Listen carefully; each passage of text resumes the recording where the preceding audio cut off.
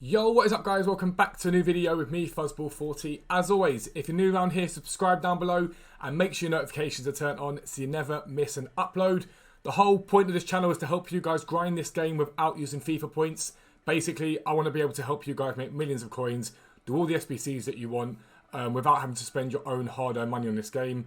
Last year was an incredible year in terms of growth on the channel, the website, the Discord, everything. So thank you for that, and thank you for the support on the last video. It's done brilliantly. But today, we are talking all about starter squads for FIFA 22. I'm going to show you, basically going to run through what you need to do when it comes to building a starter squad and how you get the best possible value from that starter squad. I'm going to show you a very, very good starter squad from last year that cost under 20,000 coins. It was pretty much the starter squad that I used.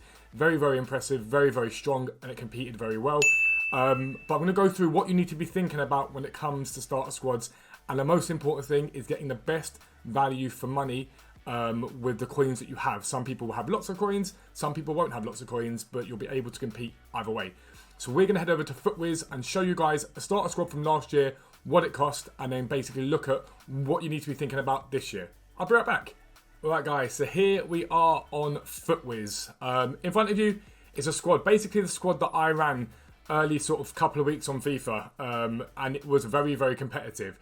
Is it the most incredible squad? No, it's not. But as a trader, for me personally, I would rather use my coins to build up a coin total and go and buy players once their prices calm down than spend loads of money on an early team. That will do well, don't get me wrong, it will do very well. But I prefer to get best value for money. Now, the important thing to note about this team is it is a hybrid team. It's not just one league.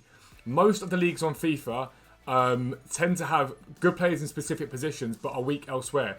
The exception to this tends to be the Premier League. You can usually find a usable player in every single position because it's such a strong league. But a lot of the leagues may lack centre-backs or might lack a winger that's fast or whatever it is. But this is basically the team that I ran. It did change slightly because I packed Klosterman quite early on, untradeable, so I put him into the team. But if you look at this team, is it the most incredible squad? No, but it is very, very usable. I had Mignolet in goal, very strong. Clinton Mata was fantastic value early on. 82 pace on that card. Very well-rounded stats. He was very good. Aurelio Buto, I just stuck I think I stuck a Guardian on him, whatever it was, to get his defence up. Diallo, Kamara, good. Sanson, very well-rounded, as it moves. Lema, 85 pace on a central midfielder was nuts. Sabitzer, 80 pace on a central midfielder with good, well-rounded stats. And then pacey wingers in Bellarabi, Hwang Hee-chan, Bailey. It was a very, very good squad, and it did very well for me. I won 4 or 5 placement games, I think, and drew one. I did really well with this team.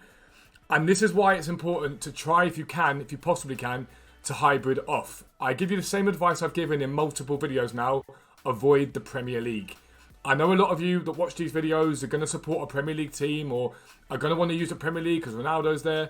Just give yourself a bit of time to build up your coin total before you do that. A lot of the cards come down in value. When we get our first promo, like ones to watch, a lot of them will get hit initially. They will bounce because of people having more coins. But it's important that you, in my opinion, just avoid the expensive leagues where you possibly can. This was where the value was last year. And a lot of people in the Discord started running similar teams because if you look at someone like a Lema, he's an unbelievable card. Not far off Federico Valverde from last year, who cost like 5 or 6 times, in fact even more than that. I think Valverde was about 60, 70k.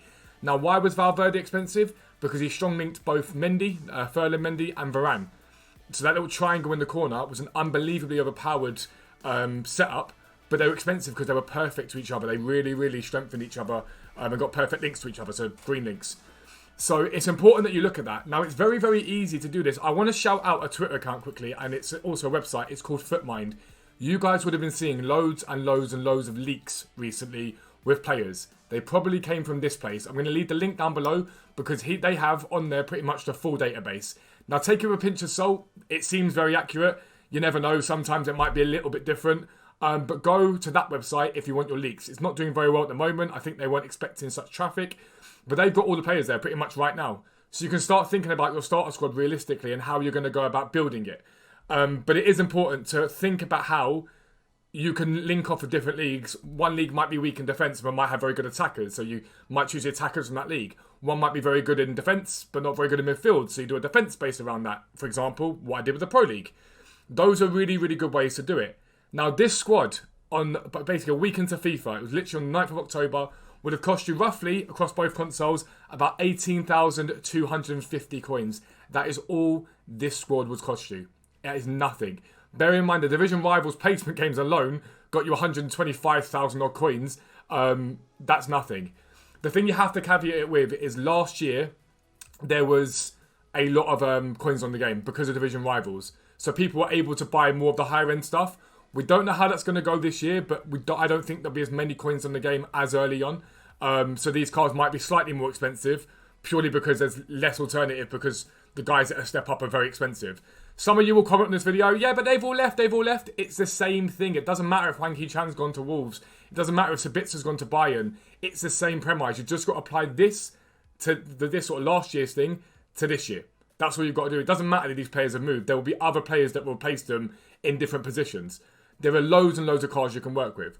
So just give you some sort of rough idea of what I'm thinking about here. If you look at this, these are some of the ones that have been released so far. And again, a very similar pattern to the way we've done it here by boxing off positions. This is basically a very similar thing. Marchesín in goal, linking to Pepe with 80 pace. Wilson Manafa with 87 pace. Then the left side, Schulz 86 pace. Akanji, a centre-back with 81. Chan, a brilliantly well-rounded card. It's a similar sort of thing here. Just linking players off and thinking, right, where do I go about getting my coins from? And where do I go about building the team up and getting the chemistry up? Now, this is the Portuguese league, and I've highlighted strikers specifically. None of these strikers are very good. If you look at these strikers, they're not overly usable. And that's why 9 times out of 10, that league won't be overly expensive because of that reason. You can't build a whole team around it. But it's why it's important to sort of deviate from not just specifically looking at one league to looking at 2 leagues, 3 leagues, 4 leagues, because you'll find that with a lot of leagues, there are positions that are very weak. So like I say here, the strikers are poor. They're not great strikers at all. There's not that much you think, all right, that's fantastic. But with this league, if you have a look at defenders for the Portuguese league, that have been announced anyway so far, you've got Grimaldo at left back, 82 rated with 87 pace, which is great. Pepe with 80 pace. Vertonghen with 76 pace. Early game, that might be quite usable. There are a lot of ridiculous cards with pace at the moment. It's just been announced that I think Klosterman's got 85 pace, and Lacroix, if you guys remember him last year from Wolfsburg, has 88 pace at centre-back. But a lot of these are usable. Another 81 pace centre-back here in Lucas Verissimo. They're very strong at the back. It's a very, very strong setup at the back, and you can pretty much go, right, Pepe link into this Lucas guy, link into Grimaldo, linked into Wilson Manafa, and then linked all at the back, centre-back, to a goalkeeper, to Marchesín. So your whole back line could be the Liga NOS. Really strong, really, really strong. And then you can think, right, the midfield for Liga NOS is okay, it's good, but do I want it a little bit better? I might look at the Bundesliga and then do the same thing. Now, you can go to Footmind's website and check out all the players and go, right, these are the players that are on the game right now that are good. I'm going to build a team around these guys. But when the game does launch, or when we get the full sort of database from EA, use that time. Use that time to look at the minor leagues. Look at those smaller leagues that most people overlook, and you'll be able to build an OP starter squad. Like I say, less than 20,000 coins a week into the game, this squad. More than competitive when it comes down to playing people in the game. And again, this year, I don't think there'll be as many coins early on. So if you can get some of these guys packed, untradeable, whatever, these guys here specifically, because these are this year's cards, you can start to save yourself some coins and build a team. But that is how you build the best starter squad on FIFA 22. These are sort of cards that I'd be looking at. Check out Footmind. Get your information from there, because they are the primary source of all these leaks you are seeing out there. I'll leave the link down below for you guys. But if you're new around here, make sure you subscribe down below. Make sure your notifications are turned on so you never miss an upload. But for now, I am out. Peace out. I'll speak to you soon.